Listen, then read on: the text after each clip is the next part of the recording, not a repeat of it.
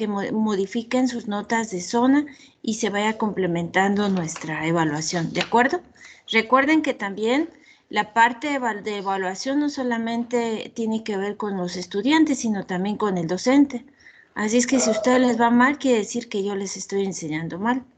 Entonces, quedamos que el examen corto a las 5 y espero que nadie tenga ningún problema de conexión. Si gustan, podemos empezar. Si ponen su presentación o necesitan algún apoyo, lo pongo desde Teams. No, yo ahorita la voy a colocar. Disculpe, Gracias. sí, no sé quién está hablando, pero no sé qué tema le tocan a ellos. No sé, para preguntar, disculpe. Creo que les Nos toca el tocó jugo glúteo. gástrico. Ah, el jugo gástrico. Ok. Ok, entonces pues, vamos a presentar después de ellos porque nosotros somos glucoproteína. Por favor. Gracias, chicos.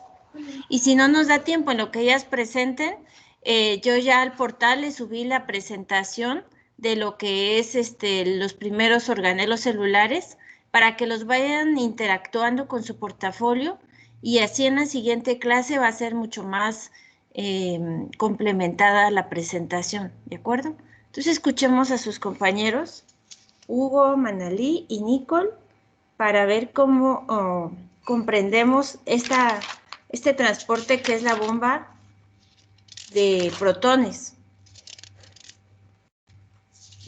Pueden empezar. Bueno, voy a empezar. Buenos días. El día de hoy nosotros tres les vamos a presentar lo que es el jugo gástrico. ¿Qué es jugo gástrico? El jugo gástrico es un líquido de color claro producido en el estómago por las células parietales. Está compuesto por varios elementos, como el ácido clorhídrico, cloruro de potasio, cloruro de sodio, agua y varias enzimas que ayudan al proceso de la digestión. Los componentes del jugo gástrico. Sus componentes inorgánicos son agua, ácido clorhídrico, bicarbonato, moco, cloruro de sodio y cloruro de potasio. Sus componentes orgánicos son el factor intrínseco, es una proteína de 45 kD relativamente especializada y resistente al ácido producida por exocitosis en la célula parietal y se fija a la vitamina B12 para permitir su posterior absorción en el intestino delgado. Pepsinógeno. La pepsina es secretada por exocitosis desde las células principales como precursor inactivo del pepsinógeno, el cual se fragmenta autocalíticamente por el pH para producir el pepsinógeno activo. Su función primordial radica en realizar la digestión de las proteínas ingeridas, especialmente los aminoácidos. Histamina. Es el mayor estimulador paracrino de ácido gástrico. Se encuentra en los mastocitos gástricos, pues estos como que no tienen mucha importancia fisiológica en la secreción gástrica. Y primordialmente en las células enterocromafines ubicadas en la mucosa oxíntica en proximidad directa con la célula parietal. La gastrina es producida por las células G ubicadas en el antro y es mayor reguladora de la secreción de ácidos en respuesta al ingreso de alimentos. La gastrina estimula la producción de ácidos por dos mecanismos. La estimulación directa de la célula parietal a través de la liberación de histamina y el segundo es por acción trófica directa sobre la célula parietal. Y por último, somatostatina. Está liberada desde las células D, las cuales se encuentran dispersas en toda la mucosa gástrica. Es un potente inhibidor de la secreción gástrica que ejerce su efecto por inhibición de la liberación de histamina. Sus funciones. El jugo gástrico es un antiséptico. Puede digerir proteínas, lípidos y carbohidratos. Convierte alimentos en quimo.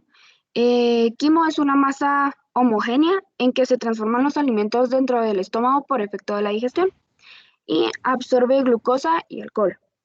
La importancia es que es un ácido muy fuerte que se encuentra en el estómago que elimina parte de los alimentos. La secreción gástrica se considera la primera fase significativa de la digestión. Esta depende de un intrincado balance de quimiotransmisores con acciones excitatorias e inhibitorias en forma simultánea. Se divide en 3 fases. La primera es la fase cefálica. El estómago se prepara para recibir el bolo alimenticio a través de centros cerebrales que responden a distintos estímulos. Por vía vagal se activan neuronas entéricas que liberan acetilcolina, el péptido liberador de gastrina GRP.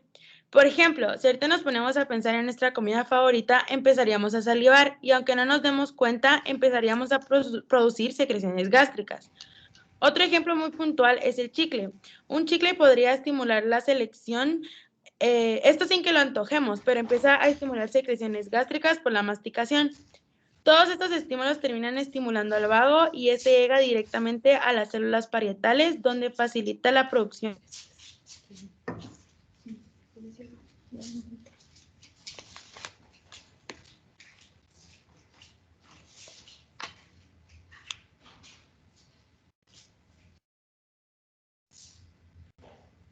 No la escuchamos.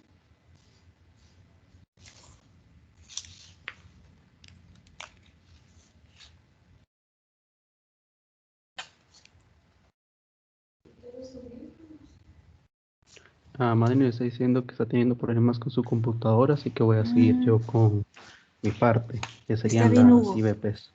De acuerdo. Si se la arregla ahí, vamos a regresar a la parte de Mandarin. ¿Sí? Los inhibidores de bombas de protones IVP. Los inhibidores de bomba de protones, así como dice su nombre, inhiben las bombas de protones, las cuales son un tipo de proteína integral en la membrana, las cuales movilizan protones a través de la membrana de la célula. Para empezar, la célula parietal tiene una forma cónico-piramidal a nivel ultraestructural. Tiene una abundancia de mitocondrias, las cuales proveen energía para producir ácido clorhídrico, así como un vasto sistema tubulovascular, apreciable como tal en estado de reposo. En los periodos de secreción, este sistema es extruido hacia el lumen glandular, convirtiéndose en un sistema de microvellosidades, fenómeno que tiene como fin incrementar la superficie celular secretora. La secreción del ácido gástrico o el ácido clorhídrico es regulado por algunas sustancias como lo son la histamina, la gastrina y la acetilcolina. Donde la histamina, al alcanzar la contigüidad por el receptor H2, se activa en la enzima de ciclasa, la cual se vuelve ATP citosólico y luego de eso se vuelve AMP cíclico. El AMP cíclico estimula las proteinoquinasas, las cuales fosforilizan proteínas celulares, las cuales median la síntesis de hidrogeniones y su posterior secreción hacia el lumen glandular. Para terminar la secreción del ácido gástrico hacia el lumen gástrico se deben de activar las bombas de protones, las cuales están en la membrana canalicular y ocurre por la intervención de proteínas fosforiladas, donde la bomba de protones libera ATP, protones y potasio, donde los protones reaccionan y forman ácido clorhídrico. Los inhibidores de bomba se encargan de inhibir esta acción, la formación del ácido clorhídrico. Estos medicamentos son usados para tratar síntomas de reflujo gástrico. Un ejemplo sería el reflujo gástrico, donde el ácido gástrico se desplaza del estómago al esófago. También para las úlceras peptídicas, las cuales son un tipo de llaga, la cual llega al recubrimiento del esófago. Algunas características de estos IVPs es de que el promedio de vida media es de unos 90 minutos y tienen un pK de 4.0. Algunos IVPs son el omeprazol, el lansoprazol, el pantoprazol, el esomeprazol y el rabeprazol, cuales probablemente varios hayamos escuchado. Bien, estos medicamentos, gracias a sus pK, les permite acumularse en las células parietales, lo que les permite convertirse en su forma activa catiónica de sulfenamidas teofílicas, las cuales se unen con cisteína 813 de la subunidad alfa de la enzima HKTPasa, lo que inhibe la producción de ácido irreversiblemente. Esta acción, cuando ocurre cuando no todas las bombas están activas, lo que hace que con una sola dosis, un 70% de todas las bombas se lleguen a inhibir. Esta es una de las razones por las que se usan 2 dosis diarias por 3 días para alcanzar una inhibición rápida. Aunque la toma ocasional de los IVPs no llega a proveer una adecuada inhibición, tampoco una respuesta satisfactoria, en comparación con los H2, las cuales tienen una reacción más rápida. Las H2 son otro tipo de inhibidores, las cuales Algunos nombres de estos serían la famotidina, la cimetidina, la ranitidina y la histidina. Los IBPs son unos inhibidores de ácido muy potentes y activos, los cuales en comparación con las H2, los IBPs no llegan a formar una tolerancia, lo que significa que las IBPs seguirán siendo igual de eficientes la mayoría de las veces, mientras que las H2 puede llegar a perder su eficiencia por la tolerancia que se puede formar. El rebote de hipersecreción, en palabras simples, es la formación incrementada del ácido gástrico que ocurre después del tratamiento con IBPs y H2 de forma igual, aunque más frecuente en pacientes con Helicobacter pylori negativos, un tipo de bacteria. Pero específicamente los negativos, porque esta bacteria es una muy común, se puede encontrar aproximadamente en 2/3 de toda la población mundial. Los IBPs son metabolizados por isoenzimas de citocromo P450, donde lo más importante es la CYP2C19, un tipo de enzima. Las mutaciones de este gen son comúnmente encontradas en el 5% de la población caucásica y en un 15% de la población asiática. Lo que causa esto es un metabolismo lento, lo que significa que hay un mayor tiempo de inhibición de producción de ácidos, con tasas mayores de erradicación de H. pylori, pero con una mayor saturación en el de la isoenzima, con dificultades de ingesta de medicamentos. El pantoprazol, un IBP, tiene un menor potencial de metabolismo a través del citocromo 450, lo que trae consigo un menor riesgo teórico de interacción con medicamentos. Los IBPs en sí tienen estructuras y mecanismos de acción similares, solo con diferencias en sus pKs. Los cuales llegan a variar de 4.0, 3.9, 4.5, entre otros, así como con su biodisponibilidad y sus niveles plasmáticos. En cuanto a su eficacia clínica, tiene muy poca diferenciación unos con los otros, así como también con las dosis equivalentes que se usan entre estos. Los IBPs son considerados en general como unos medicamentos muy seguros, aunque últimamente se han hecho algunas asociaciones con algunas enfermedades y efectos secundarios, aunque no existen estudios bien diseñados que lleguen a asociar el consumo crónico de estos medicamentos con dichos efectos secundarios de enfermedades. En general, la sobreutilización de los IBPs puede llegar a ser preocupante, ya que existen los posibles eventos adversos, ya que existen dosis adecuadas para estos, aunque por ahorita no hay asociaciones confirmadas entre los IBPs y estos efectos. Betsy, ya volví. Voy a seguir exponiendo mi tema.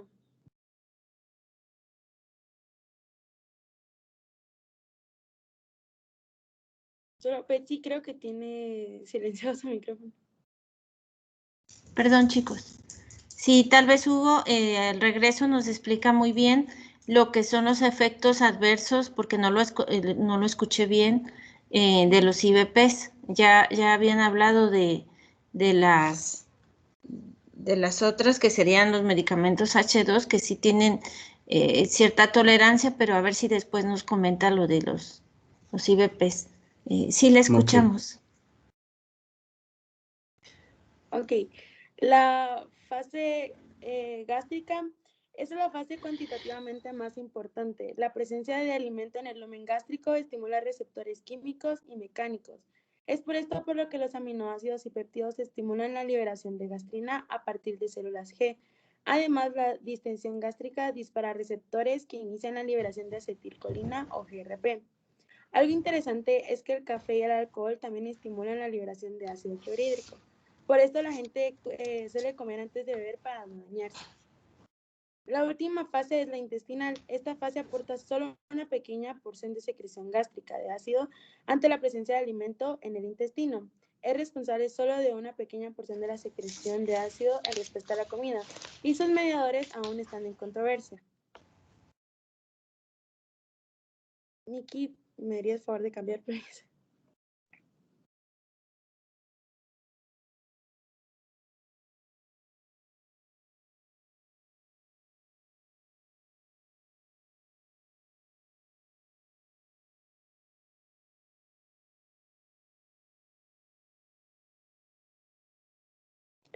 La secreción de ácido. El estómago posee 1 billón de células parietales. Estas son altamente especializadas y proceden en su membrana vasolateral receptores para histamina, gastrina y acetilcolina. Las células parietales van a tener prácticamente una forma piramidal cuya superficie apical no tiene tanta área. Sin embargo, cuando ingerimos alimentos, el área apical aumenta, ya que hay una mayor cantidad de vellosidades. La célula parietal en estado basal contiene estructuras de membrana especializadas, conocidas como túbulos de vesículas. Además, presenta invaginaciones de la membrana apical a manera de sacos ciegos, conocidos como canalículos secretorios. En reposo, los túbulos vesículas son el sitio de almacenamiento de la mayoría de las bombas de protones. Al activarse la célula, estas bombas se trasladan al lumen gástrico, donde ocurre el intercambio de hidrógeno por potasio. Además, se activan canales de cloruro que acompañan al hidrógeno eliminado y descargan a través de la membrana basolateral iones de bicarbonato para mantener el equilibrio del pH. No se ve la presentación. Al menos yo no la veo.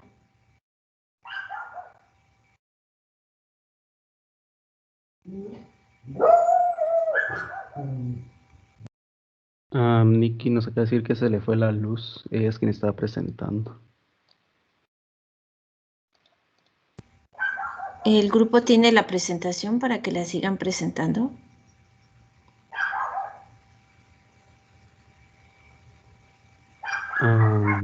Ahorita voy a buscarla, voy a ver Qué si mala puedo suerte la de su compañera. compartir.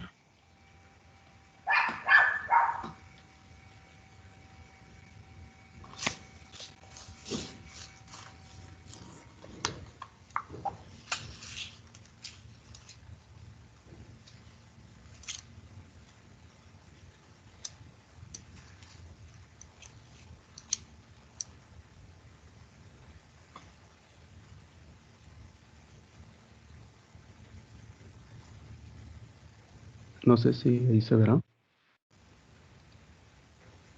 No, aún no. Ahí está.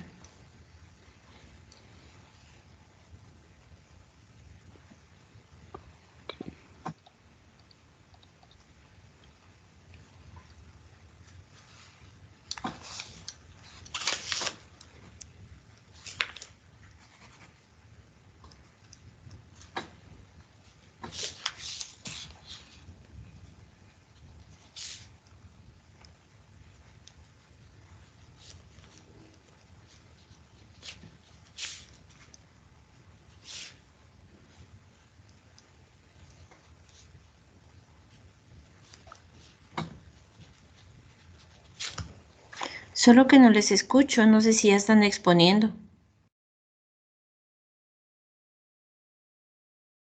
Fíjese que estamos teniendo 3 problemas con Manel y que se está trabando la plataforma de Teams. A ver si no, Hugo o Nicole, pueden mientras comentar la importancia de este artículo en la interrelación con el tema de la ATPasa de protones o de hidrógeno, que les pareció interesante, si de alguna manera esto les permitió entender mejor la importancia del transporte activo. También me gustaría saber si les resultó difícil entender este nivel de revisión mientras se compone la situación de la presentación. A mí en mi caso me resultó bastante interesante porque normalmente no vemos el estómago como algo tan complejo, si lo vemos así tan específicamente. Solo vemos como el estómago, ahí van los alimentos, ahí quedó. Entonces sentí que nos íbamos a ir como a ver más un poquito de cómo ocurren cada cosa. En este caso, Sí. cómo ocurre la formación del ácido clorhídrico, que sería el ácido gástrico. Ujú. De ahí me resultó un poco complicado al principio entender qué eran las IVPs, pero ahí luego investigando vi que no era tan complicada, se podría decir como que la idea general de qué era. Entonces, ahí poquito a poco fui investigando cada parte específica de qué hacía. Ok. En su caso, Nicole.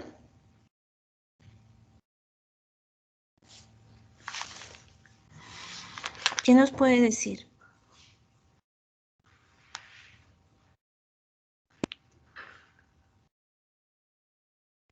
¿Qué medicamentos optarían más por recetar en un futuro si tuvieran un paciente con úlcera péptica o un paciente con gastritis? ¿Cuál de los dos, los IVP o los H2? ¿Y por qué? De acuerdo a lo que han explicado.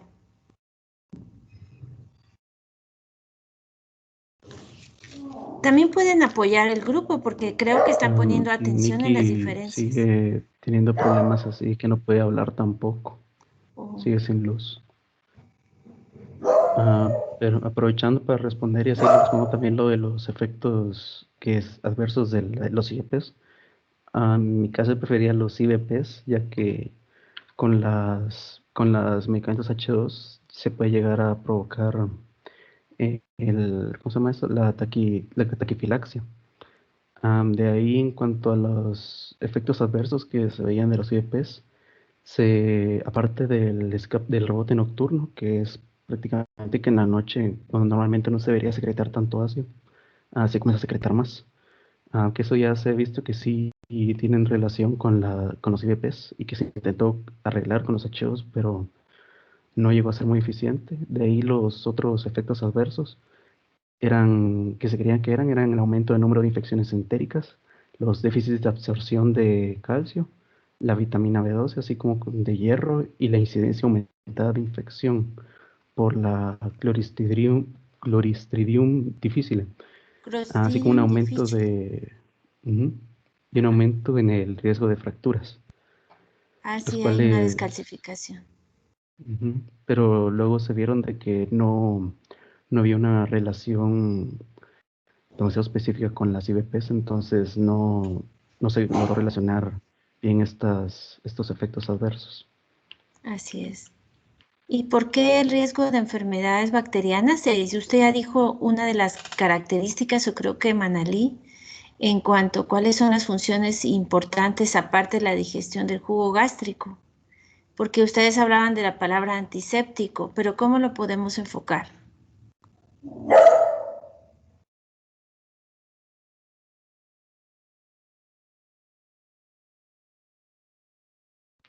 Perdón que no lo oí bien. La relación de que el jugo gástrico juega un papel importante, aparte de la digestión, en la formación. Usted mencionó que tiene la propiedad de ser antiséptico. Si vemos que una de las contraindicaciones de estos medicamentos es que promueve la infección más frecuente de ciertas bacterias, o que probablemente en los pacientes donde se abusa de estos medicamentos y antibióticos, pues ya se llega a colonizar el intestino de Clostridium difficile. ¿Por qué?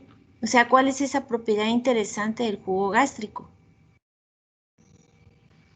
En cuanto a la relación de la Clostridium difficile, la verdad no vi mucho del por qué se relacionó, pero aunque ahorita ya me están diciendo que sí van a poder presentar, creo. Ok. Llamando Está bien, otra vez. dejémoslo a ver si sus compañeras pueden explicarlo. Lo que pasa es que el jugo gástrico tiene la característica de que casi cualquier tipo de alimento que consumimos, pues tiene que ir libre de bacterias, pero no suele pasar. A veces, aunque las condiciones de higiene sean las más propicias, siempre van bacterias diferentes en nuestros alimentos. Entonces, el pH del jugo gástrico y las características que tiene hace que de alguna manera se esterilicen los alimentos. Y eso va a promover que por lo menos algunas bacterias complicadas en el estómago sean destruidas, menos las que tienen cierto tipo de características como cápsulas en su pared celular y otras características propias de algunas bacterias como el cólera, que el pH no las destruye, el de jugo gástrico. Pero vamos a continuar con sus compañeras. Bueno, el ácido gástrico ayuda a la digestión al crear el pH óptimo para la pepsina y la lipasa gástrica, y al estimular la secreción pancreática de bicarbonato. La secreción de ácido es desencadenada por los alimentos. Algo importante e interesante es que la secreción ácida está presente desde el nacimiento y alcanza niveles adultos, según el peso, a los 2 años. En pacientes ancianos que presentan gastritis crónica, se observa una declinación de la secreción ácida que de lo contrario se mantiene durante toda la vida. La gastritis crónica es una condición en la que el revestimiento del estómago se inflama durante largos periodos de tiempo. La inflamación suele ocurrir debido a una infección en el estómago por una bacteria conocida como Helicobacter pylori, en combinación con el uso habitual de calmantes de dolor, o sea, analgésicos, que degradan el revestimiento del estómago.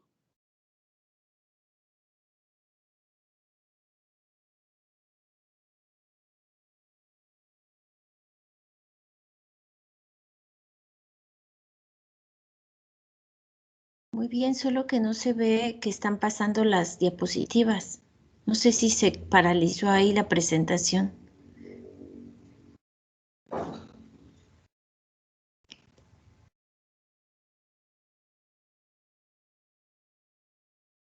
¿Cómo van, Hugo? No cambiamos de diapositiva, no sé si seguirá viendo la de gastritis crónica. No, fíjese que yo estoy viendo donde dice jugo gástrico, pero si sus compañeros están viendo la otra, parece ser que no está activa la presentación. Entonces tengo problemas yo, un segundo. Bueno, ¿qué más les falta? No sé si ahí se estará viendo. No, al menos en mi pantalla no la tengo. Solo está la primera presentación y están otro tipo de archivos que dice presentación simple, presentación educativa, etcétera. Bien. No, ya solo esto era lo último, aún así. Ok. ¿Alguna conclusión por parte de ustedes?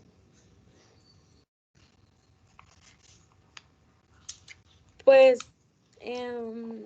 podemos decir que el sistema gástrico es más complejo de lo que normalmente se cree, donde podemos ver la importancia de las células parietales, las bombas de protones, la importancia del jugo gástrico y de incluso los movimientos que hace el estómago junto a las reacciones que manda nuestro cerebro para percibir hambre. Ok. ¿Alguien del grupo puede hacer una coevaluación de la presentación de sus tres compañeros, por favor?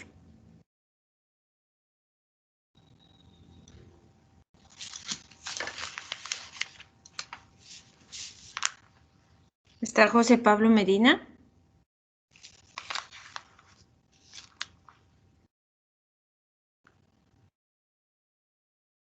Julio, ¿puede dar una coevaluación para sus compañeros? Disculpe, es que fue a hacer algo, ya, para repetir. ¡Ay! Se me va a hacer, disculpe. ¿Qué pasó? No, no pasa nada, así. ¿Puede repetir la pregunta? Sí, ¿cuál es la coevaluación para el tema de sus compañeros en cuanto a la distribución de temas, a la preparación y al aporte que nos deja esta mañana? A lo mejor es que la distribución de temas y la preparación sí está bien hecho. El problema es que hubo varios factores que intervinieron en el momento de exponer. Ejemplo de que se le fue la luz a Nicole, o de que no podía hablar, ¿cuál era la otra compañera? Manali. Manali. Pero en sí de exponer y conocimiento creo que sí tienen un bien informado, mínimo bien estructurado lo que querían decir. ¿Qué es la parte más interesante del tema que le llamó la atención a usted? Los que intervienen en el jugo gástrico, no sé cómo se llama el nombre, disculpen en estos momentos. ¿Los componentes o las enzimas? Las enzimas, es lo que más me interesa. Menciónenme dos. Uy, no sé lo sé decir, disculpe, en estos momentos. Tienen que ir anotando lo importante que van ellos, las ideas principales, ¿sí? Entre ellos, pues ya mencionaron la pepsina, la gastrina, ¿sí? Algunos componentes también, la acetilcolina, etcétera. Esos son puntos claves también como componentes del jugo gástrico, ¿ok?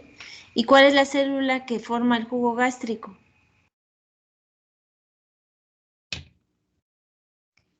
Estoy sin desconocimiento en estos momentos, disculpe. No se ¿Quién lo puedo. más le puede apoyar? A ver, chicas, alguien que esté ahí más despierta en la clase. Células parietales. Las células parietales. Inclusive la imagen que pusieron me pareció excelente porque es una imagen sencilla, pero nos damos cuenta que aparte de la sencillez, pues ahí se involucran otro tipo de células muy interesantes que forman parte de la gran reactividad de la función del jugo gástrico, ¿verdad? ¿Algo más que quieran? ¿Alguna duda del grupo en general?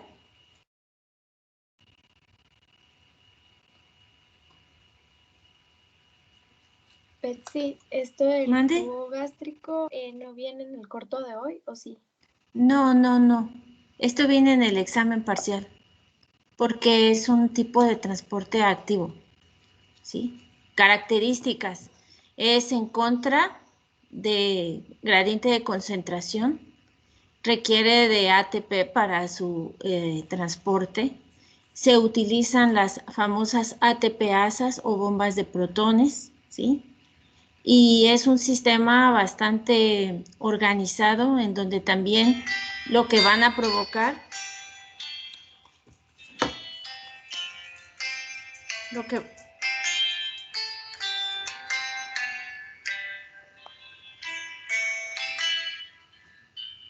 que se va a provocar es perdón. Lo que estábamos hablando, que en realidad es un sistema muy complejo que va a provocar su estimulación, otro tipo de hormonas o de estímulos que ya su compañera mencionó, que empieza desde la fase cefálica en el momento en que pensamos en algún alimento. Después viene la fase gástrica y luego la fase intestinal. Y algo muy interesante también que mencionaron era la conformación del quimo, ¿verdad? Ya todo el alimento digerido, pero que en base todavía le falta por hacer cambios a nivel intestinal, ¿verdad? Y que ahí tiene mucho que ver también la secreción de otro tipo de sustancias como la acetilcolina. Quiere decir que nuestro estómago tiene bastante irrigación nerviosa y que eso también depende de la estimulación, como mencionaron ustedes, que tiene que ver el estrés, tiene que ver solamente el pensar en algún alimento, el consumo de alcohol o de por ejemplo, de café, y todo eso va también cambiando la homeostasis del jugo gástrico. ¿Alguien más quiere mencionar algo o tiene alguna duda o podemos continuar con el grupo? Siguiente.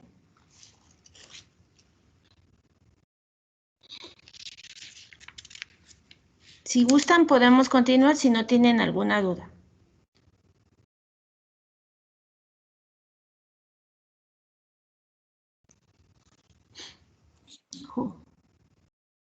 No les escucho, chicos. Yo creo que podemos continuar. Bueno, por favor. Gracias. Ahorita vamos a presentar.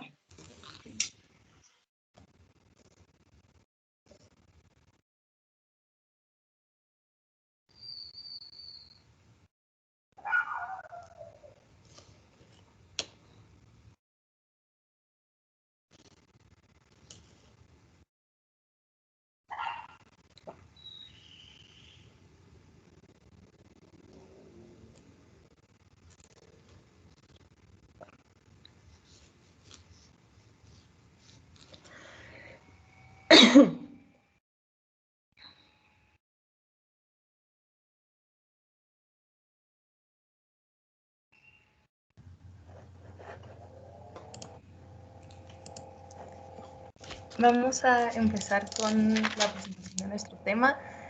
Lo presentaremos el grupo conformado por mí, Camila Cerón, por Isabel Duón y Tiffany Morataya. El tema se llama glucotransporte.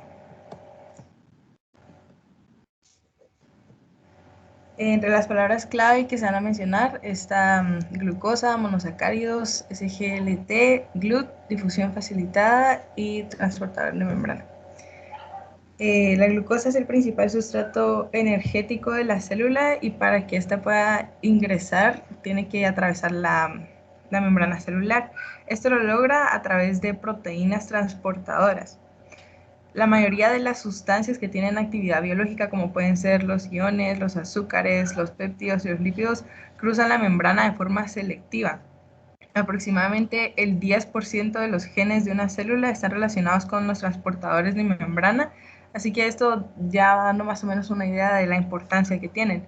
Por ejemplo, los eritrocitos dependen totalmente de la glucosa del exterior porque no poseen depósitos de glucógeno de donde puedan obtener energía.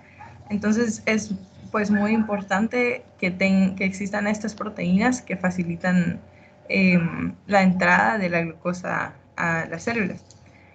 Existen dos sistemas de transporte de glucosa, los cuales son, por sus siglas SGLT, significa los transportadores de sodio y glucosa, y los GLUT, los transportadores de glucosa.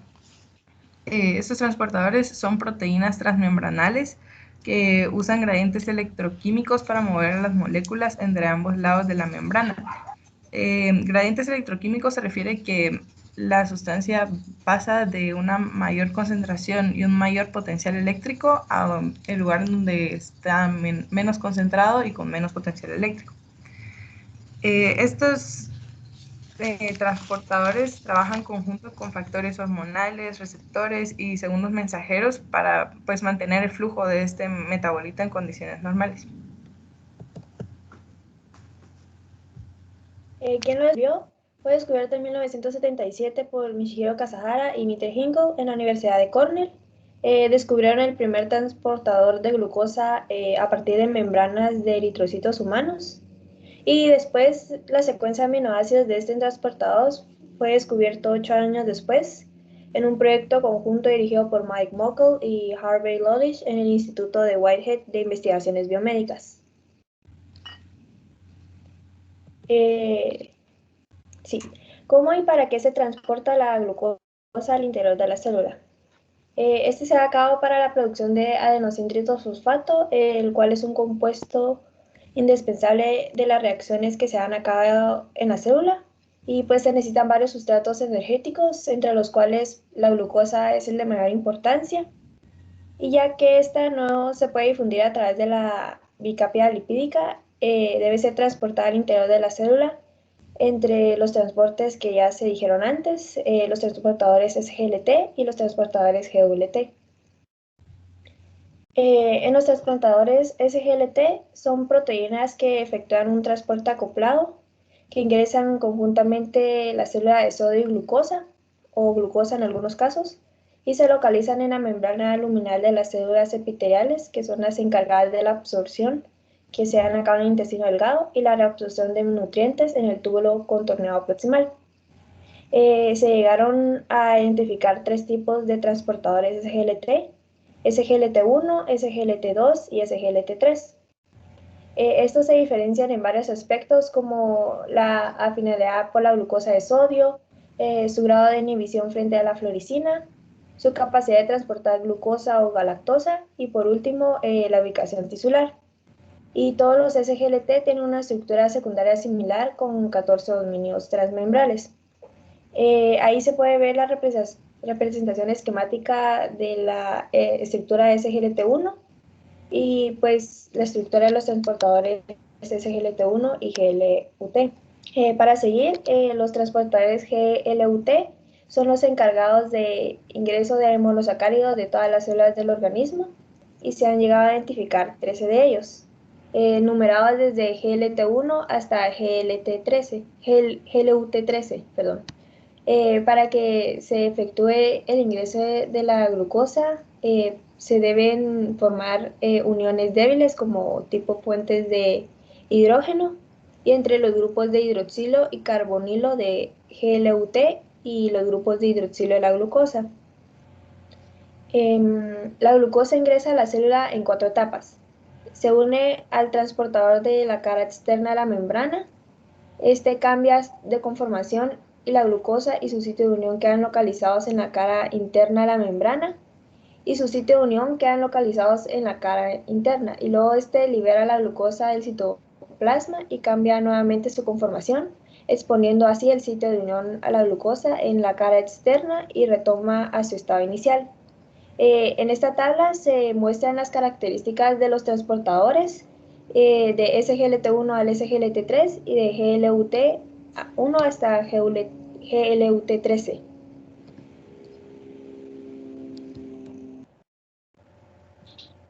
Transporte facilitado para la glucosa. Entonces, el transporte de glucosa, así como de otros solutos a través de la membrana celular, pueden dividirse en dos grandes tipos, que sería transporte activo y transporte pasivo. Los sistemas facilitadores del transporte de la glucosa, GLUT, corresponden a proteínas encargadas de soporte de monosacáridos al interior de todas las células del organismo. Se ha identificado 14 de ellas, así como vemos en la imagen, que sería GUT de 1 a GUT 14, divididas en 3 subfamilias de acuerdo a las similitudes en sus secuencias y sus características funcionales, como su especialidad del sustrato, glucosa, fructosa, galactosa, y sus valores en kilómetros o su respuesta a bloqueadores específicos de citocalcina B y fluoroscolina. Como podemos ver en la siguiente imagen, aquí ya se separan en sus grupos aminos y carboxilos terminales del lado del citosólico de la membrana. Presentan sensibilidad a la citocalcina B y a la selectividad de la glucosa, que está determinada por una serie de secuencias de aminoácidos altamente conservadas, por ejemplo, como la secuencia QLS de la hélice 7, como podemos observar ahí. Es el importante reconocimiento de la glucosa del GLUT1 o en el GLUT3 y en el GLUT4. Asimismo, se ha descrito que la arginina y la glicina de los segmentos 4 y 10, que también podemos ver en esa parte de aquí, así como el triptofato del hélice 10 y las secuencias de glicina y argina o argina y lisina, localizadas en las asas que unen en las hélices 2 y 3 y las que unen en las hélices 8 y 9. También estos sitios de unión de la glucosa. Cuando los transportadores de glucosa ya vistos tienen mutaciones en los genes, surgen algunas patologías. Por ejemplo, el síndrome de deficiencia de GLUT1, el tejido cerebral deja entrar a la glucosa a través del transportador GLUT1, por lo que cuando existe una deficiencia de este transportador ocasionada por la mutación del gen SLC2A1, pues el cerebro no recibe la suficiente cantidad de glucosa y esto puede ocasionar cosas como la microcefalia, epilepsia, ocurren convulsiones bastante seguidas y pues enfermedades neurometabólicas. Este síndrome se ha reportado en 200 pacientes y se ha reportado como una mutación autosómica tanto dominante como recesiva, pero algo interesante es que la mayoría de estos pacientes han presentado este síndrome por mutaciones de novo, es decir que ninguno de sus familiares ha presentado la mutación, sino que ellos fueron los primeros. Se detecta a través de varios exámenes que van descartando distintas cosas, como por ejemplo, si se hace un examen de glucosa normal, se descarta la hipoglucemia, entonces se pasa a otro examen y así se van haciendo cada vez más específicos los exámenes y se llega, por ejemplo, a exámenes por tomografía por emisión de positrones, que es hasta estas pruebas muy específicas que se llega a detectar esta deficiencia de GLUT1.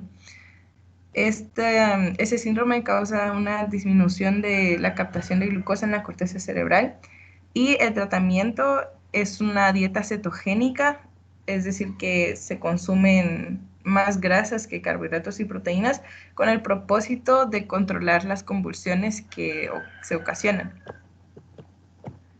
El síndrome de Fanconi-Bickel es una patología autosómica recesiva, es decir, que al decir autosómica se está diciendo que el gen que está dañado no se encuentra entre los cromosomas sexuales y cuando se dice que es recesiva, quiere decir que los genes de ambos padres tienen que tener esta mutación para que el descendiente tenga este síndrome.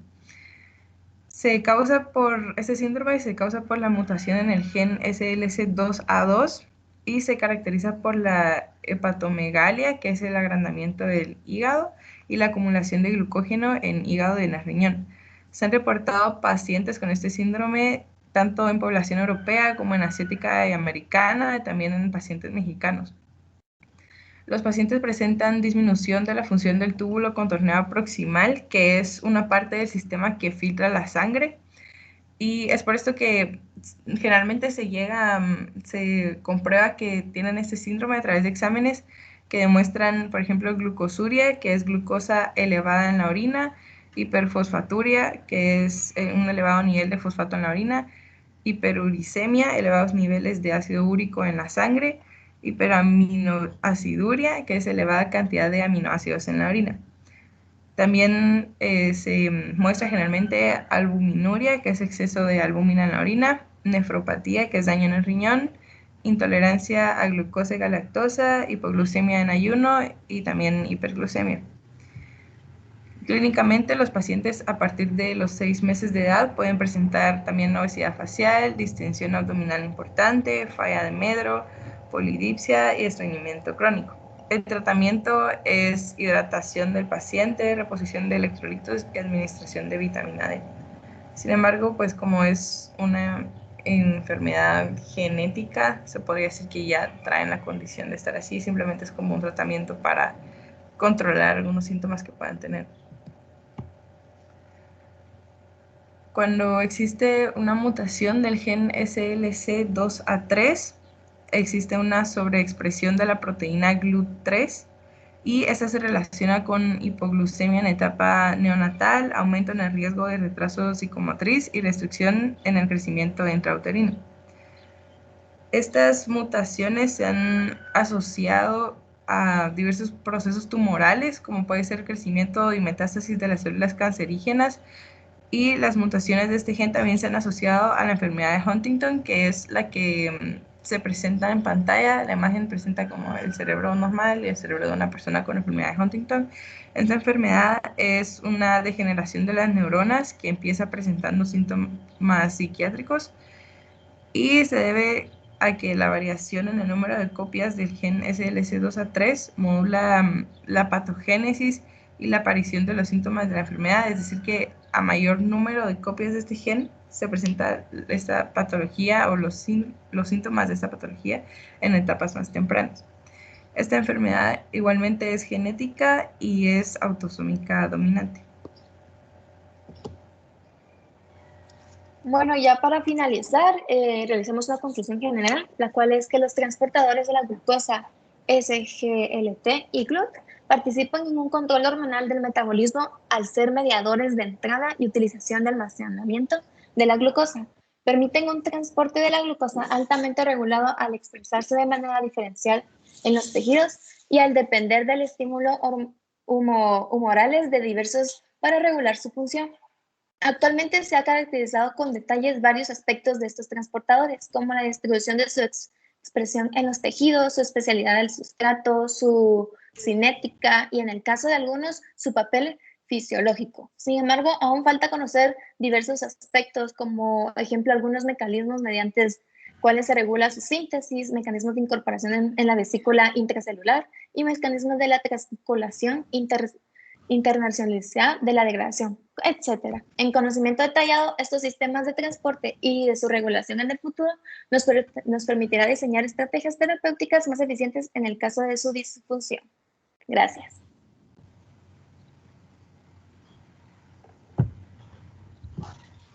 Muy bien, chicas. Gracias. Me parece una presentación bien desarrollada. Tocaron en el tema de algunos de los ejemplos que menciona el capítulo, en este caso el artículo, porque ya mencionaron que son 14 en un tipo de transportadores, los CGLTs, y 13 en los GLUT, pero de alguna manera pues fue bien organizada en el contexto de cómo lo van mencionando en el artículo. De las cosas interesantes o aportes que quieran mencionar el grupo en general, ¿tienen alguna duda con lo que sus compañeras explicaron?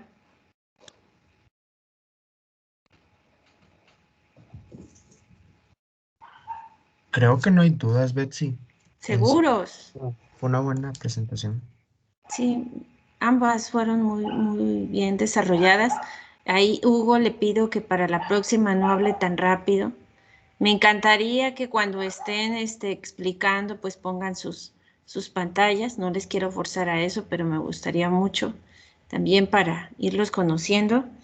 Y de las cosas interesantes, bueno, algunas que no mencionaron, pero creo que la mayoría lo entiende, es que algunos de los transportadores para glucosa dependen de la expresión de alguna forma de la insulina, sobre todo aquel transportador que es el GLUT4, que para que éste se pueda colocar en la membrana y ser afín al transporte de la glucosa, siempre está esperando cerca de la membrana en forma de vesículas. Entonces, si hay secreción de insulina, significa que hay una gran cantidad de glucosa al espacio extracelular esperando entrar a la célula.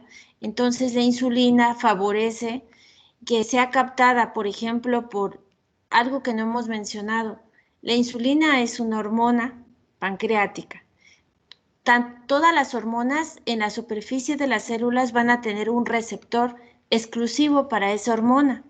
¿Por qué? Porque si no hay un receptor, no se recibe la señal y no se manda esa señal al interior para que el transportador, en este caso el GLUT4, se posicione en la membrana y empiece a transportar la glucosa. Esa forma que por ahí mencionaron es la translocación del receptor GLUT. Traslocar significa que está el receptor al interior esperando una señal para que la vesícula la saque a la membrana, se posicione, se coloque el transportador de forma adecuada con su plegamiento, etcétera, y que tenga afinidad por la glucosa y le empiece a transportar hacia adentro. ¿Por qué? Porque de eso se trata estos transportadores, que verifiquen que no haya mucha glucosa fuera de la célula, porque al haber glucosa fuera de la célula, va a cambiar las condiciones, sobre todo hay una afinidad por azúcares en algunas proteínas y va cambiando ¿cómo le podríamos? El ambiente del exterior de las células.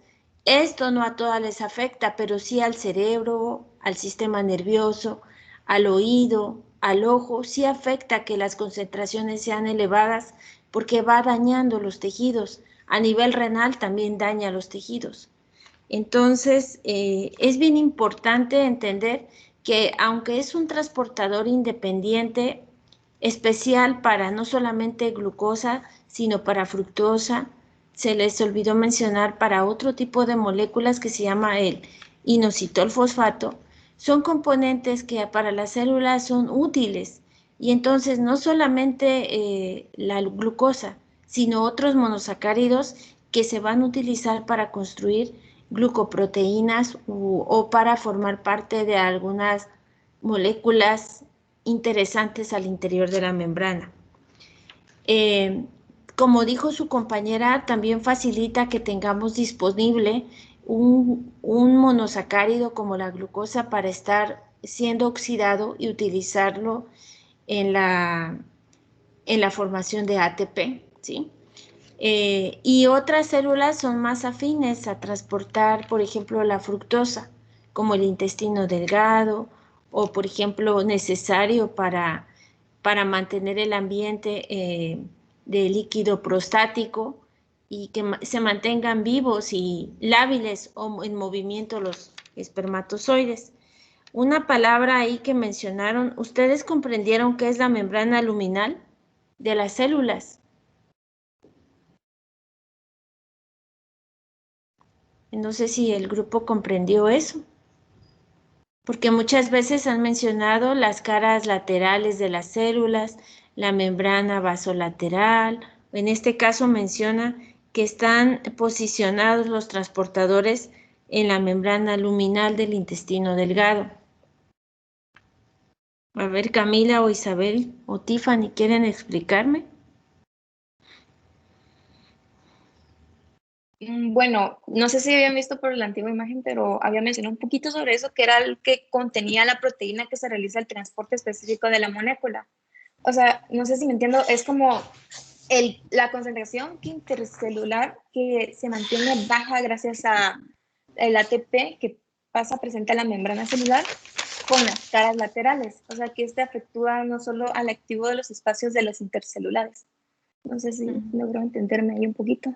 Bueno, sí, en cierta forma sí, pero lo que se refiere a eso es que todas las células, en el caso del intestino, tienen una parte que da hacia donde pasan los alimentos y como es un tubo, lo que está involucrado como un tubo, un espacio que normalmente está lleno de alimento digerido o que por ahí van a llevarse a cabo algunos procesos de digestión, entonces el espacio que da hacia el intestino, ese se le llama espacio luminal. El espacio que está donde las células se conectan con otras idénticas es el lateral. Y a veces el espacio donde ellas están ancladas, que es la base del tejido epitelial, a eso le llaman membrana basal. Y normalmente, como usted acaba de decir, a veces los GLUT no solamente se localizan en ese espacio que da donde se va a absorber los nutrientes, sino que muchas veces hay otro tipo de transportadores que favorece el transporte entre las células o que hacen ese proceso de transitar a la glucosa y pasarla al sistema sanguíneo. Entonces, todo ese paso pues está bien organizado, no solamente por un GLUT, sino por varios, ¿sí? Y lo otro que me gustó mucho cómo explicaron es que aunque se clasifican en varios tipos los transportadores, el hecho de manejarlos como de tipo 1, GLUT 2, GLUT de tipo 3, me refiero a cuando estamos tipo 1, 2 y 3 romano, significa que entre ellos se parece mucho el funcionamiento y también el parecido en la estructura de aminoácidos que conforma la proteína, ¿sí? ¿Creen ustedes, las que expusieron, que hay alguna similitud con las acuaporinas? ¿Qué similitud podía haber entre los transportadores para agua y glicerol y los de glucosa, fructosa, inositol? ¿Qué similitud creen que sea la más importante? Y si alguien del grupo lo sabe, lo puede contestar.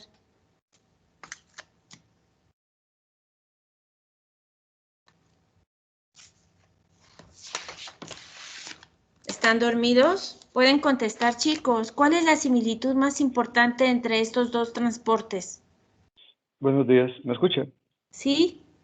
Mire, bueno, yo no lo sé, pero pues supongo, pues esa forma de reloj de arena, que es la que permite pasar, dejar pasar o no pasar, pues las proteínas, por ejemplo, en las acuaporinas tienen afinidad por dejar pasar y facilitar el paso de agua, por ejemplo, de moléculas de agua.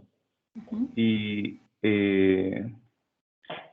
cada transportador tiene una afinidad por cierto tipo de proteínas, entonces pienso yo que la función sería como que la similitud para trabajar este gradiente de concentración entre lo que está afuera y lo que está dentro de la membrana celular, pienso. Ok. La similitud, yo le apruebo lo último, que tiene que ver que favorece el paso de las sustancias que están en mayor concentración fuera. Más sin embargo, no se parecen en cuanto a que uno es un reloj de arena y el otro está en la membrana.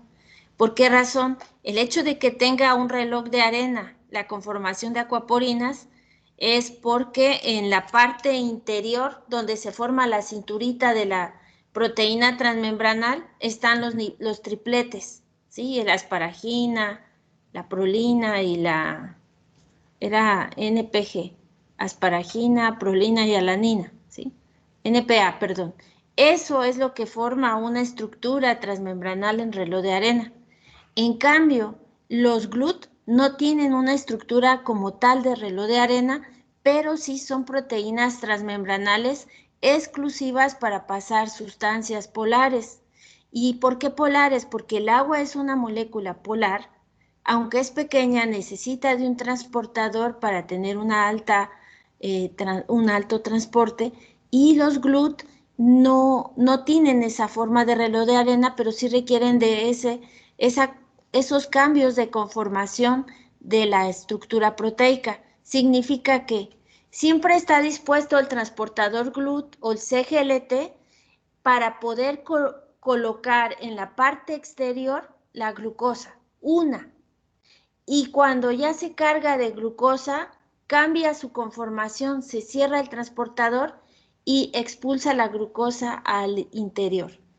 Hay otros, como los CGLT, es que se aprovecha que hay una fuerza motriz, es decir, que acelera el movimiento de ciertos transportadores para glucosa, y la fuerza es la concentración de de sodio que hay afuera de la membrana. Entonces, si hay mucho sodio, eso hace que los transportadores CGLT estén disponibles para poder meter glucosa y sacar algunos sodios que hay adentro de la membrana. ¿Por qué? Porque entonces se aprovecha de que hay mucho sodio para abrir la compuerta para glucosa. Entonces, ahí sí no habría una similitud en reloj de arena, sino lo que le llaman en este tipo de transportes cambios de conformación de la estructura proteica, ¿sí? Y lo que sí es similar entre ambos es que los dos son transportes facilitados, son transportes afines a ciertas moléculas, es decir, no cualquier cosa lo va a pasar a través de ellos, sino que son transportes específicos y que ambos de alguna manera también se expresan más en ciertas células, pero que dependen de hormonas. Quiere decir que así como las acuaporinas en el riñón se ponen a trabajar de una manera más eficiente en presencia de vasopresina o de la hormona antidiurética, sobre todo cuando hay deshidratación, así los GLUT, algunos trabajan gracias a la expresión de hormonas como la insulina para favorecer guardar toda la glucosa posible.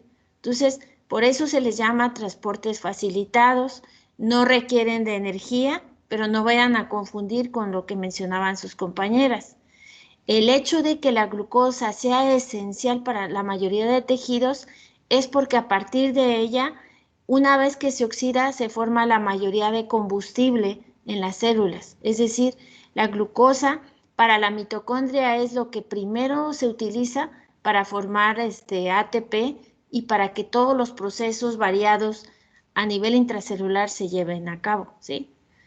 Y bueno, ya vieron que cuando se expresan, algo que no mencionaron, pero creo que vale la pena mencionar. Cuando muchos GLUT se expresan en exceso, hay que pensar mal. En vez de favorecer, quiere decir que se están expresando y que pueden estar relacionados con algún tipo de cáncer, ¿sí? ¿Por qué razón? Una célula cancerosa tiene más GLUT que las células normales. ¿Y para qué?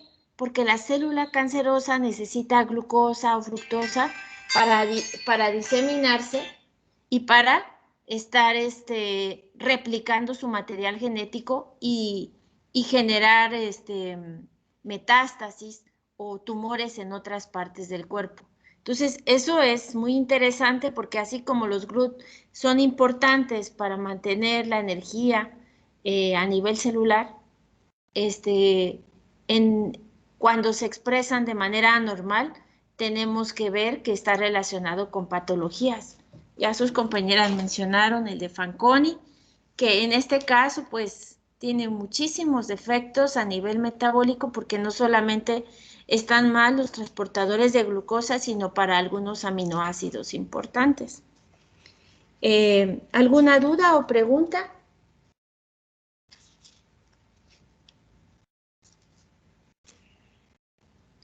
No, ¿Podríamos decir que ambos son canales proteicos?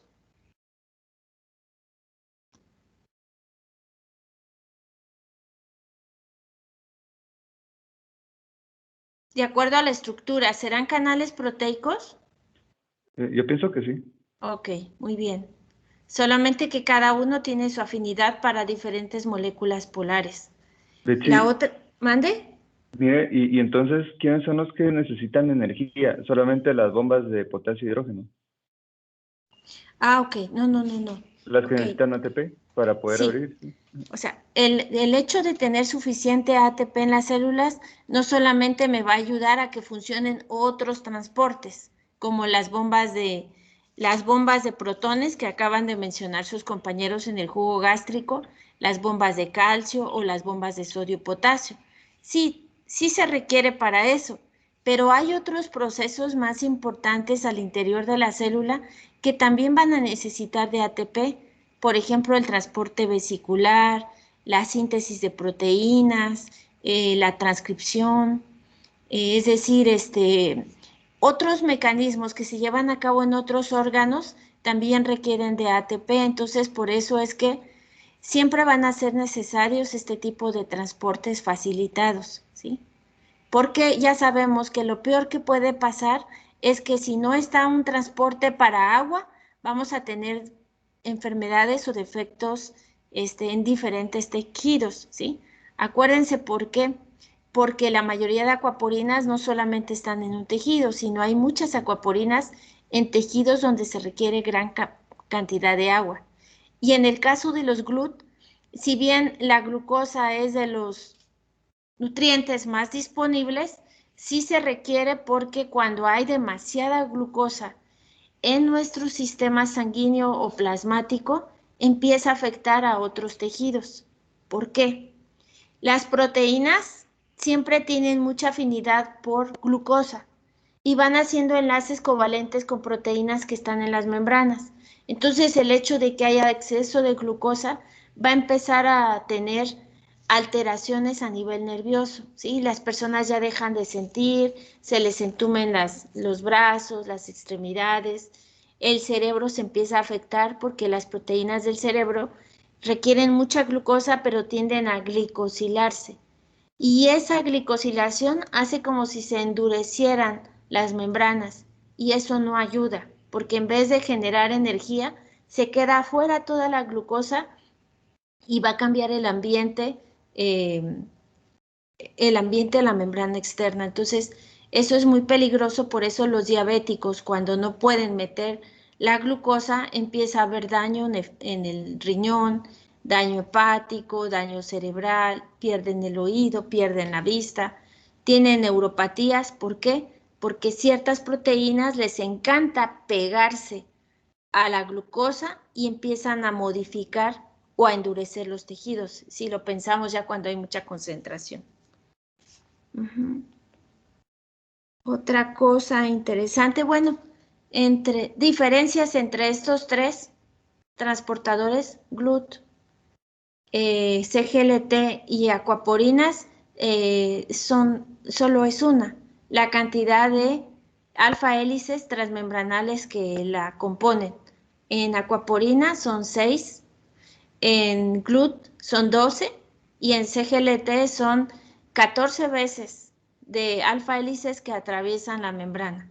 Similitud es que las tres, algunas van a tener en su parte exterior una antenita que está hecha de oligosacáridos, que son secuencias de monosacáridos que la hacen más afín a la sustancia que van a pasar, y que también esas antenitas de oligosacáridos, por eso se les llama glucoproteínas, permiten su abertura si hay, por ejemplo, alguna relación con hormonas, ¿sí? Entre ellos ya mencionamos la antidiurética, la vasopresina para acuaporinas, y para los GLUT, pues la insulina, que es la que siempre va a favorecer la activación de estos transportadores. En cuanto al grupo del jugo gástrico, pues ya vamos a ver en la siguiente clase las cualidades que tienen estas ATPasas, pero me pareció muy interesante la forma en la cual se enfocaron en el tema. Entonces, pues todos los que han expuesto ya tienen su punto, ya nada más es para ponerlo en el portal, pero me gustó mucho la participación al menos en esta clase, ¿sí? Vamos a dejarlo ahí, creo que ya es tiempo, o a las 8:30 termina. Cristian. Hola. Hola. 8:30.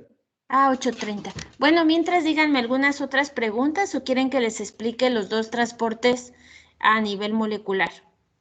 Aprovechamos. Betsy, yo solo tengo una pregunta respecto al corto de hoy.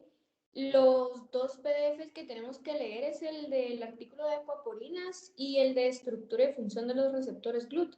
Sí, esos dos. Solo esos dos. Ah, ok, gracias. Solo esos dos.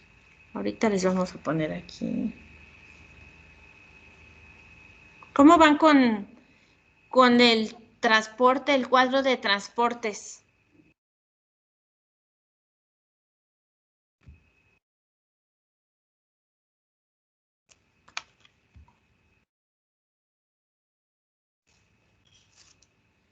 Ya lo están complementando, ya buscaron una imagen para cada transporte, su definición.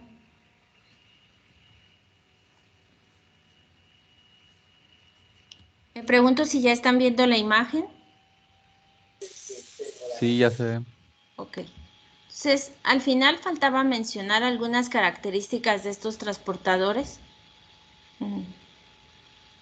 Gracias a los equipos que participaron. Bueno, algo interesante, aquí vemos esto que les estoy mencionando aquí. A ver. Esto que estamos viendo aquí, donde está el dominio A, que es la glicosilación de la glicoproteína, es la similitud que hay entre los GLUT, las aquaporinas y los EGLTs, que siempre en la parte exterior de la membrana va a haber esta gran cantidad de azúcares y eso hace que la proteína sea muy específica.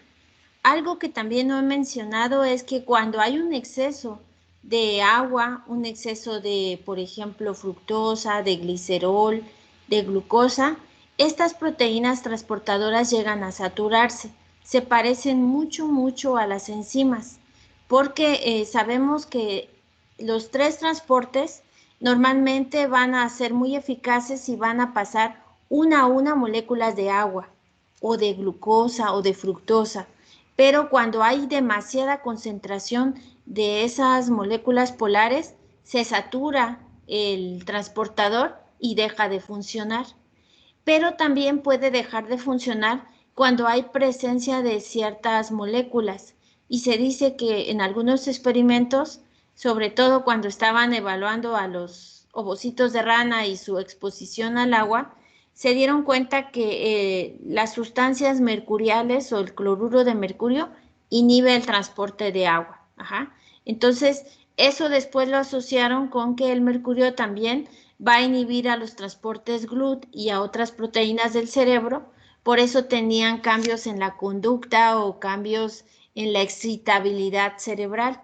Y entonces puede ser que algunos pacientes que estén expuestos a compuestos mercuriales empiecen a tener convulsiones, ¿sí? Y es porque todo eso hace que las salidas de fluidos sean diferentes en los pacientes que están expuestos a mercurio.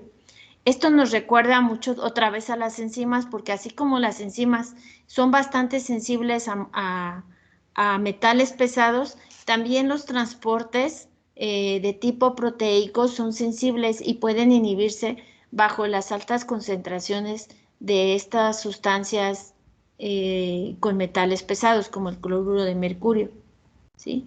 Y ahí vemos, cuando no vean una flecha y vemos que esto incide mucho en el transporte de la proteína, quiere decir que esta rayita que está aquí siempre va a actuar como inhibidor del transporte, ¿sí? Aquí vemos las cualidades más importantes que mencionaban en la clase pasada, es esta secuencia NPA, que es la que se coloca en la cintura del reloj de arena, porque esa es la homología que tiene este tipo de proteínas. Aquí, en esta parte es donde está el reloj de arena y están los dos tripletes NPA, ¿sí? Que es lo que hace que haya alta afinidad con el transporte de agua.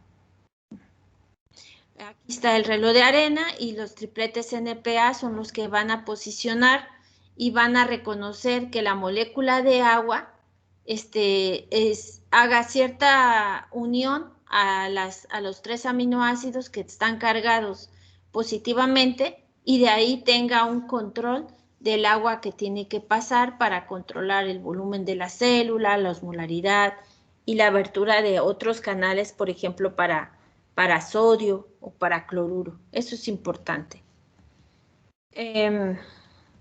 Bueno, recordarles que las acuaporinas no solo van a trasladar agua, sino que también otras moléculas polares pequeñas que son esenciales para construir, por ejemplo, fosfolípidos, como el glicerol y principalmente y el transporte de agua, ¿verdad? Aquí está la fórmula de la homología del reloj de arena y aquí este arbolito que vemos aquí es el oligosacárido. Tal vez ahorita no le damos mucha importancia, pero es una particularidad que tienen todas las glicoproteínas, que tienen la unión a las cadenas de aminoácidos de estos aminoácidos, ¿sí? Y este proceso es muy importante porque se va a llevar a cabo en la síntesis de la proteína, sobre todo en el complejo de Golgi. Y si este oligosacárido no está presente ni en los GLUT, ni algunos receptores de hormonas, o por ejemplo en las acuaporinas, el transportador no funciona. ¿Por qué? Porque no es sensible y específico a la sustancia que va a transportar, ¿sí? Aquí les están mostrando que ¿cómo les podría decir? El aminoácido de los diferentes, en la secuencia de la acuaporina hay 3 aminoácidos importantes, la asparagina, la prolina y la alanina, y que en estas, cuando se conforman en la parte central de la acuaporina, es donde logra que ahí hay unas breves uniones iónicas con el agua para que pueda dejarla pasar al interior celular, ¿sí? Algo que no había mencionado y es importante reconocer es que el riñón está hecho de muchas unidades de separación de metabolitos, tanto agua como iones. Y esas unidades, que son millones de las que hay en el riñón, se les llama nefronas. No es una célula, es una cantidad importante de células que están conformadas en tubos. Entonces, la parte aquí donde le llamamos glomérulo es donde se filtra la sangre cada segundo, y esa presión que ejerce la sangre a lo largo de cada nefrona hace que cruce todos estos túbulos, que se le conoce a los primeros túbulos proximales, después los túbulos descendentes y los túbulos contorneados. Por aquí pasa toda esa cantidad de sangre, se filtra todo lo tóxico, todo lo que tiene que salir, la urea, principalmente los metabolitos tóxicos, y todo lo que sea agua se reabsorbe gracias a la presencia de ciertas acuaporinas, la acuaporina 1, la 7, la 3, la 2, la 4, y a veces el hecho de estar presente en muchos órganos y en muchas partes de unidades de filtración también se les llama la característica ubicua, es decir, que va a estar en varios lugares porque son necesarios este tipo de transportadores. Entonces, cuando pasa todo esto, estos túbulos, después ya el exceso de sustancias tóxicas como urea, agua en exceso, algunos metabolitos o electrolitos, forman lo que conocemos la orina, ¿sí? Entonces, en la orina va lo que no se pudo reabsorber y que no es necesario para el cuerpo, ¿sí? Ya vieron todos los tipos de acuaporinas, la localización y las alteraciones que hay. También hablaron la clase pasada de la formación de derrames pleurales, que tiene que ver con la acumulación excesiva de agua en otros órganos como el riñón, porque ya no está funcionando, o el hígado, y normalmente va y se posiciona, hay un derrame, una sobresaturación de agua en el pulmón, ¿sí? Y esto porque hay deficiencia de estas acuaporinas. Sobre todo cuando ya hay anomalías o enfermedades como cáncer, fibrosis, enfisema, etcétera, es cuando ya estas proteínas no hacen su transporte de agua favorable. La importancia que había estas en el cerebro, etcétera. Entonces, vamos a hablar de que todas las proteínas, tanto las acuaporinas, los CGLTs y las proteínas, estas, ¿cómo se llaman? GLUT, son transportadores facilitados. Si bien las acuaporinas trabajan de una manera uniport, significa que el agua va a pasar una a una del exterior hacia el interior, ¿sí? Siempre favoreciendo el volumen y la osmolaridad de la célula. No hemos visto alguno de estos transportadores import, pero puede ser el de los transportadores que meten, por ejemplo, cloruro y agua hacia la célula. Significa que se aprovecha el gradiente de ambos solutos, ese significa soluto, para incorporarse a la célula y que ésta pueda aprovecharla, ¿sí? Para otras funciones. Y en el caso del antiport es un transporte facilitado, pero este se aprovecha de los cambios que genera un ion, en este caso como el CGLT, que serían cambios en diferentes proporciones al exterior y al interior de del sodio para favorecer la entrada de glucosa. Este sería un transportador facilitado y se llama antiport porque entra algo y sale normalmente un ion que no es necesario para la célula como el sodio. Lo que decían sus compañeras y les preguntaba dónde estaban los GLUT principalmente en la región luminal, ¿sí? La región que va a dar a la luz del intestino. Estas partes que están al lado se llaman membranas laterales y la que está hacia adentro, la que da con el sistema sanguíneo o los vasitos, son la membrana basal, ¿sí?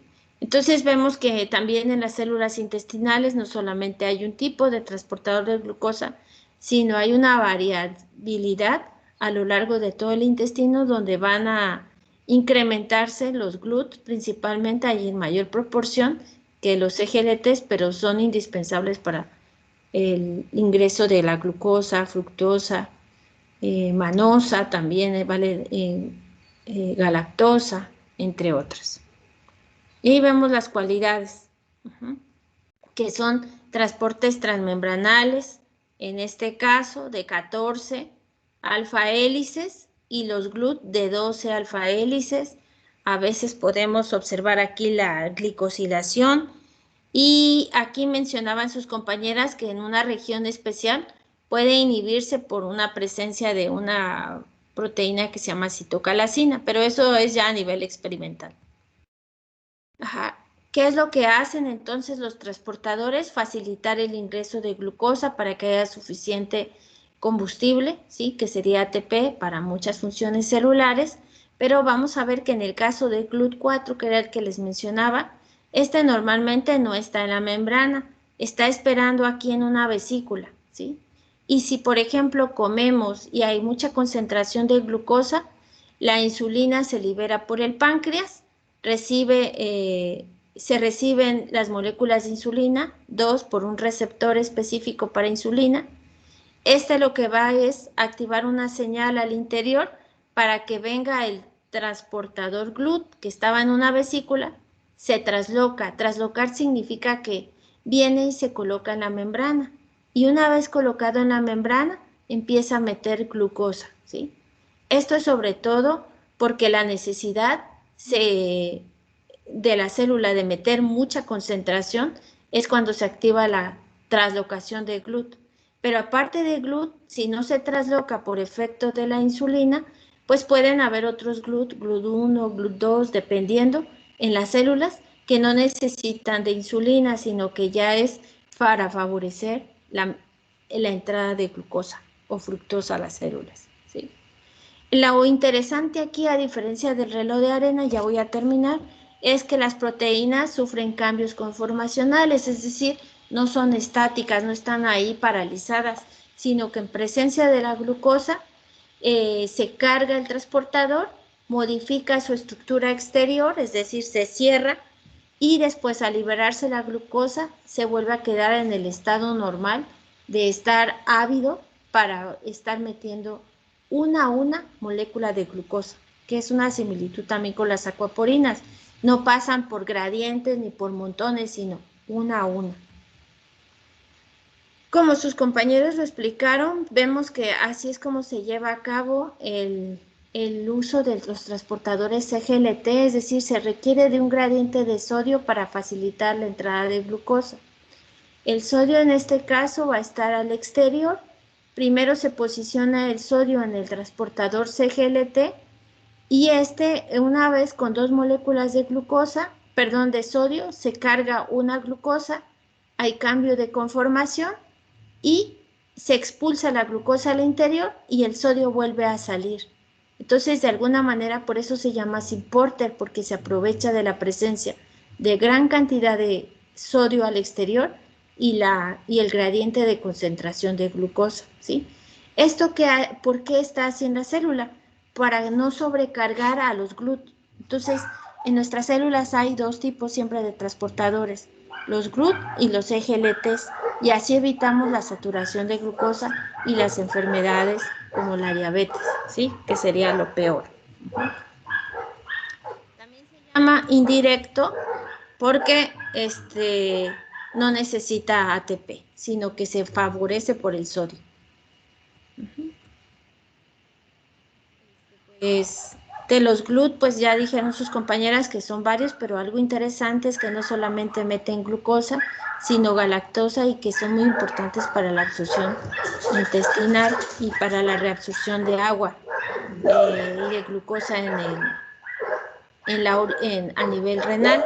¿Qué pasa? Sus compañeros mencionaban que entonces hay glucosuria, y significa que eso lo observaron desde los griegos cuando se les dio el nombre de diabetes mellitus, que esa es la palabra interesante de esta enfermedad, es que cuando las personas orinaban al exterior y se veían algunos síntomas como excesiva sed, cansancio, etcétera, se daban cuenta que la orina cuando estaba expuesta al exterior se volvía como miel. Y entonces a veces por esas características, claro que en ese tiempo no se iban a poner a probar qué pasaba con la urea o la orina que estaba ahí seca. Pero después con otros estudios se dieron cuenta que los pacientes diabéticos secretan, aparte de mucha albúmina, secretan azúcar en exceso que sus cuerpos no pueden también meter por la deficiencia de insulina y por lo tanto la orina es más densa y tiene proporciones interesantes de glucosa y por eso es una orina que tiene características diferentes a un paciente normal, ¿sí? Entonces es importante mencionar esto, que no solo glucosa, aunque tenga GLUT, sino galactosa. En el caso, por ejemplo, del páncreas, de los testículos, pues requieren fructosa, ¿sí? Dirían ustedes, pero Betsy, la galactosa, ¿para qué va a servir? Ya van a ver que es parte de las proteínas que tienen esos arbolitos, esos oligosacáridos. Mucha de la galactosa sirve para configurar proteínas glicosiladas, ¿sí? Y prácticamente eso es lo importante de estos 2 tipos de transporte. Entonces, ¿tienen algunas dudas, preguntas, sugerencias? Creo que los dejo porque les toca química. ¿Dudas, chicos? No, Betsy. No, Betsy. No, Betsy, estamos Sí, bien, gracias. Nos vemos el día jueves. Tal vez ahí si alguien, después les mando un mensajito para ver si me pueden ayudar. Voy a probar yo primero, en el sentido de quiero hacerles unos videos grabados con voz para que vayan ustedes entendiendo muchas de las presentaciones que voy a subir al portal y les sirva para empezar a realizar de forma autónoma su portafolio para que no nos coma el tiempo de las explicaciones. Si alguien ahí sabe esto, pues ahí luego me escriben y cuando tengan tiempo nos reunimos. Vayan a su clase, chicos, y que tengan una bonita semana. Adiós, Betsy. Gracias. Gracias. Gracias, Betsy. Adiós, chicos. Gracias por todo. Bonita tarde.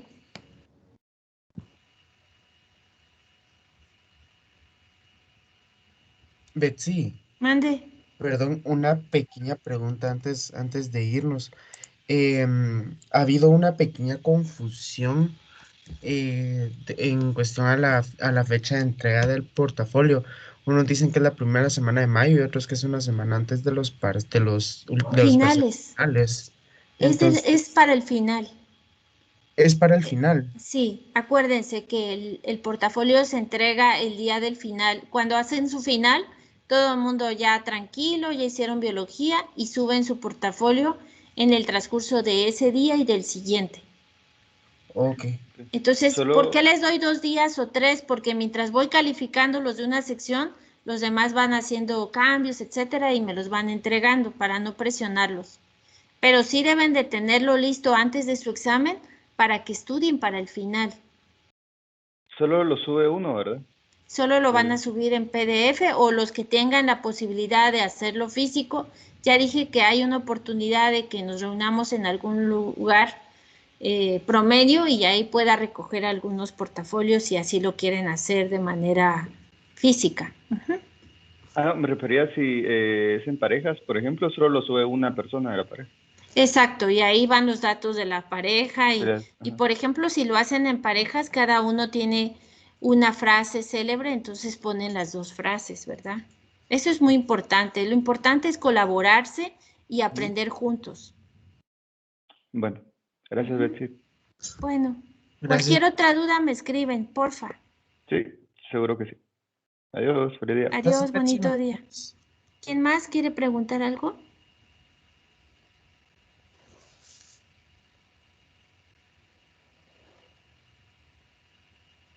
Chao chicos, cuídense mucho, un abrazo.